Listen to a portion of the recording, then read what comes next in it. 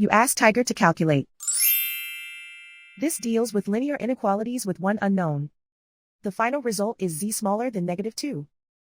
Let's solve it step by step. Group all constants on the right side of the inequality. Subtract 1 from both sides.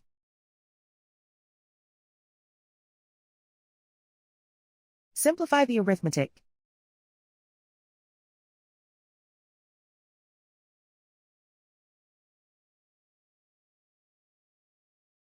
Convert the z into a positive number. Multiply both sides by -1. Whenever you multiply or divide by a negative, reverse the inequality sign.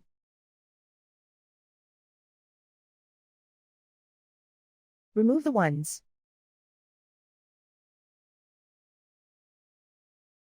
Simplify the arithmetic.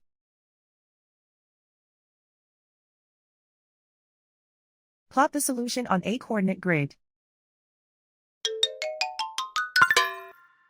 And so the final result is z smaller than -2.